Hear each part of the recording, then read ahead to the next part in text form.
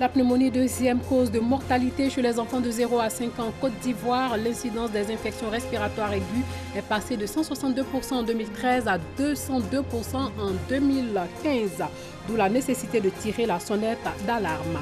Au Libéria, la suspension du processus électoral en vue de l'examen d'un recours de l'opposition, ce qui a entraîné le report du second tour. Nous reviendrons sur ce imbroglio électoral dans la chronologie. Madame, Messieurs, bonsoir. Une bonne hygiène de vie, la clé d'une bonne santé, assainir son environnement pourrait protéger les enfants de la pneumonie. Ces derniers sont exposés aux pollutions domestiques. Sur 10 000 cas de pneumonie, 46% concernent des enfants de 0 à 5 ans. Et selon l'UNICEF, 50% de cas de pneumonie sont dus aux fumées à la maison. La sonnette d'alarme est donc tirée lors de la journée mondiale de lutte contre la pneumonie, célébrée aujourd'hui même. Moussa Konaté. C'est une infection respiratoire. Elle se traduit par une inflation inhabituelle des poumons. La pneumonie est une maladie mortelle qui touche les personnes âgées et les enfants. En Côte d'Ivoire, la prise en charge de la pathologie existe.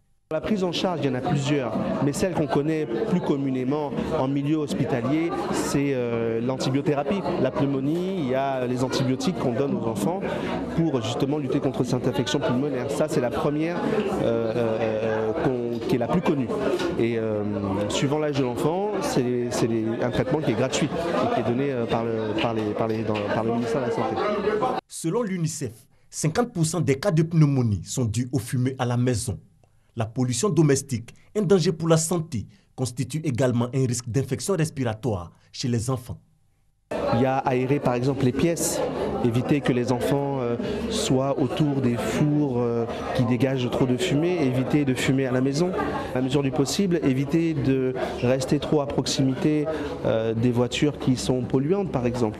Dans la mesure du possible, éviter que les enfants soient trop exposés aussi aux fumées de poissons fumés, dans les zones de cuisson, de poissons braisés, poulets braisés.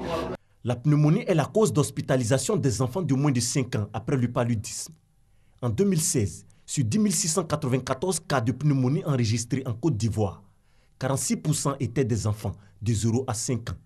Le taux de mortalité, 26% chez cette frange d'âge. Un changement de comportement est donc recommandé pour mettre à l'abri les tout-petits. Dès les premiers signes, emmener directement l'enfant pour qu'il puisse être suivi par un pédiatre. Éviter aussi, on va dire, que les enfants ne soient pas à jour au niveau de leur vaccin. Éviter que les enfants aient les mains sales par exemple, donc laver les mains parce que les microbes sont des fois manuportés, donc transportés par les mains. Une nourriture équilibrée donne un système immunitaire plus costaud, plus robuste, qui peut lutter contre les infections. Tout ça, ce sont des gestes de prévention qui sont à mettre à disposition des familles. Douleur aiguë à la poitrine, fatigue, fièvre, transpiration, perte d'appétit, respiration accélérée. Dès constat de ces signes chez un enfant, se rendre dans un centre de santé. Un diagnostic rapide de la pneumonie peut garantir une guérison. Les usagers du pont Henri Konan Bédié devront désormais fournir la monnaie exacte au péage en cause une rupture de monnaie, ce qui n'est pas du goût des automobilistes. Mais cette situation n'est pas définitive selon les responsables de la société concessionnaire. Le reportage de Cheikh Kodi. À compter du jeudi 9 novembre 2017, préparez le montant exact au péage. Telle est libellée l'affiche destinée à l'attention des usagers du troisième pont Henri Konan Bédié. Cette mesure, rentrée en vigueur depuis 48 heures, suscite déjà colère et indignation chez la plupart des automobilistes. Non, ça n'arrange pas tout le monde, ça c'est sûr et certain. C'est pas tout le monde qui a les moyens de paiement autres que les monnaies même. Ça ne nous arrange pas. Je pense que c'est celui qui vend qui doit avoir la monnaie et non celui qui va acheter. Nous, on doit pas avoir la monnaie sur nous, on a l'argent et puis on veut aller sur le pont. On nous dit qu'il faut forcément avoir la monnaie, c'est difficile. C'est pas comment on va s'en sortir.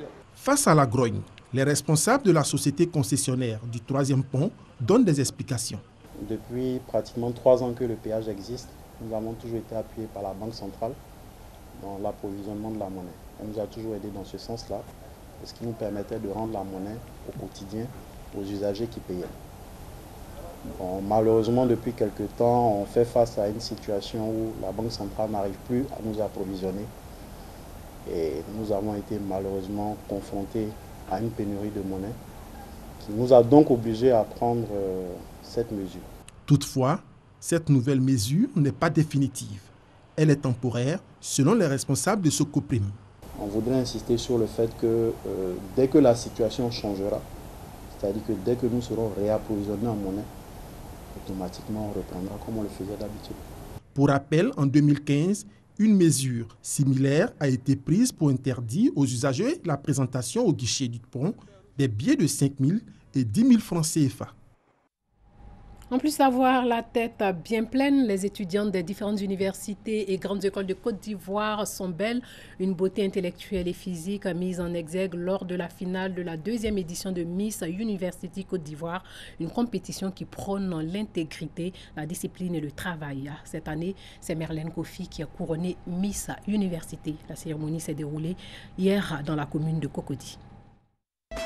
La 2e édition de Miss University Côte d'Ivoire a vu le sacre de Kofi Diabia Merlène Élysée, étudiante en 3e année marketing management.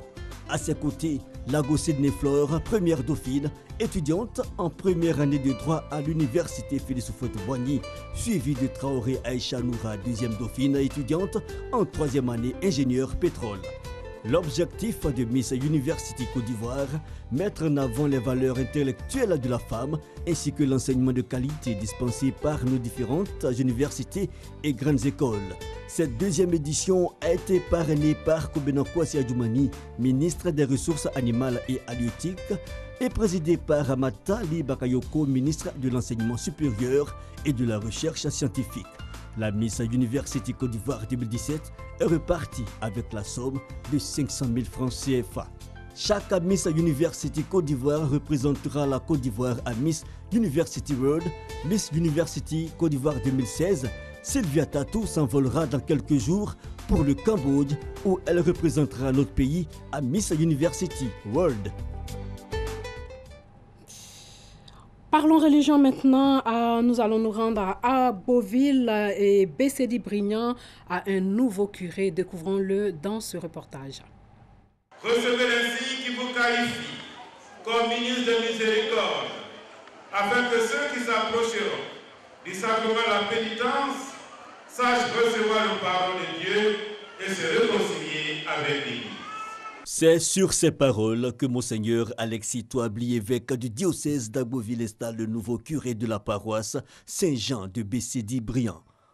L'installation du père Olivier Adiko à la tête de cette paroisse s'est faite dans la ferveur en présence de nombreux fidèles catholiques et invités. Nous sommes très heureux. Il était là comme prêtre résident et nous avons toujours eu de très bons rapports avec lui. Et maintenant qu'il est curé, les mêmes rapports vont continuer. Selon le père Olivier, sa nomination est une joie. Il remercie le Seigneur Jésus-Christ car ses efforts sont aujourd'hui récompensés. Il a par ailleurs fait une messe pour l'occasion. Acclamons la parole de Dieu. L'évêque du diocèse d'Agboville a quant à lui prodigué des conseils au nouveau curé à qui il a déroulé sa nouvelle mission. Le curé, dans sa paroisse, a la mission d'enseigner le peuple de Dieu. La deuxième mission du curé, c'est donc d'aider le peuple de Dieu à vivre en peuple saint, en peuple racheté, en race choisie. La troisième mission, c'est de conduire le peuple de Dieu. La communauté catholique en fait occasion de rendre gloire à Dieu pour cette paroisse qui est à son 2e curé. Pour sa première fonction comme curé de la paroisse Saint-Jean de Bécédi-Briand, le père Olivier entend jouer un rôle important dans l'avancée de l'œuvre de Dieu dans cette localité.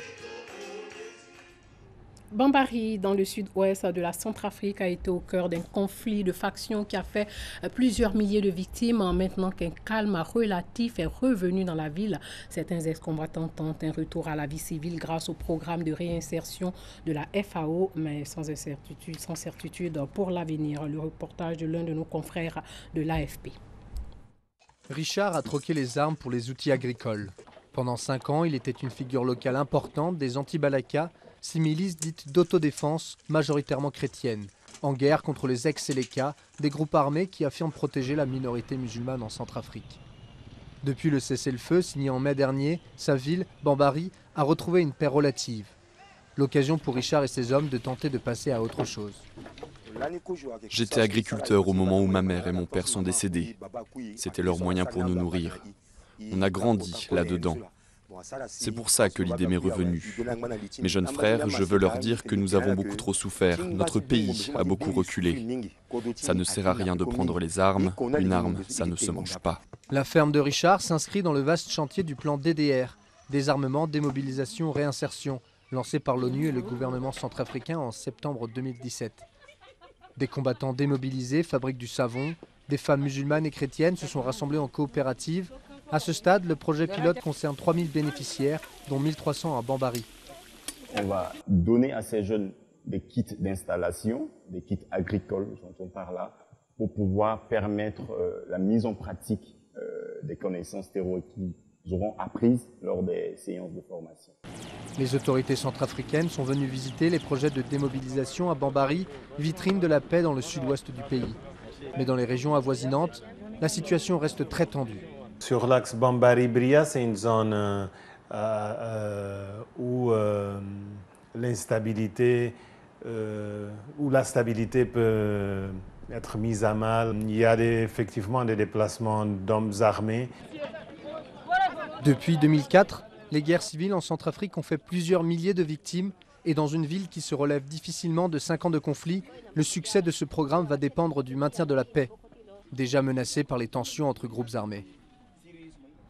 Le processus électoral dans l'impasse au Libéria, le second tour de la présidentielle aurait dû opposer le 7 novembre dernier George Weah au vice-président sortant Joseph Boakai, respectivement premier et deuxième au premier tour du 10 octobre. Mais le deuxième tour a été suspendu. Pourquoi les choses se sont-elles passées ainsi? Les deux candidats qualifiés après le premier tour du 10 octobre dernier réagissent différemment. Pourquoi le processus électoral a-t-il été suspendu au Libéria? La Cour suprême libérienne a suspendu lundi 6 novembre le deuxième tour de l'élection présidentielle qui devait se tenir le 7 novembre en ordonnant à la Commission électorale nationale d'examiner le recours de Charles Bromskin, le candidat du Parti de la Liberté arrivé troisième avec 9,6% des voix. Selon lui, des fraudes et des irrégularités auraient entaché le résultat du premier tour. Quelles sont les réactions des candidats finalistes? Au lendemain de la décision de la Cour suprême, l'ancien footballeur George Weah, arrivé en tête au premier tour, a joué l'apaisement. Mercredi 8 novembre, son parti, le Congrès pour le changement démocratique, s'est montré plus inquiet. Le CDC appelle la commission électorale à agir en temps opportun pour remettre le processus électoral sur les rails jusqu'à la tenue du second tour. Le parti de George Weah souligne que toute tentative de détournement de la Constitution par des astuces politiciennes serait rejetée. De son côté, Joseph Boakai, le candidat du parti présidentiel arrivé en second, n'a pas contesté la décision de la Cour suprême. Mais il a engagé le 7 novembre des négociations avec 3 candidats éliminés dès le premier tour pour constituer un front anti-Weah avec en particulier Charles Bromskin. Ce front serait en capacité de battre le favori. Quelle est la position d'Ellen Johnson Sirleaf? La présidente sortante et prix Nobel de la paix en 2011 est soupçonnée d'être intervenue dans le processus électoral pour défavoriser Joseph Boakai, son vice-président. Son hostilité pour Joseph Boakai, pourtant issu de son parti politique, est connue au Libéria. La gestion de l'épidémie d'Ebola et les affaires de corruption frappant l'entourage d'Ellen Johnson Sirleaf les ont séparés. Certains pensent qu'elle joue la carte à Weah pour permettre à son dauphin, Amara Koney, d'accéder à la présidence lors de la prochaine élection de 2023. Que va-t-il se passer après? Les vérifications et les procédures judiciaires souhaitées par la Cour suprême pourraient prendre plusieurs semaines, même si elle a demandé à la commission électorale d'agir au plus vite. Aucune date pour l'heure n'a été avancée pour l'organisation du second tour. Faure Gnassingbé est chargé par la communauté économique des États de l'Afrique de l'Ouest d'être le médiateur dans cette crise. La commission électorale a jusqu'au 22 novembre pour répondre à la plainte qui a été déposée. Et le mandat d'Ellen Johnson Sirleaf se termine le 15 janvier prochain. Voilà, c'est tout pour ce soir. Portez-vous bien.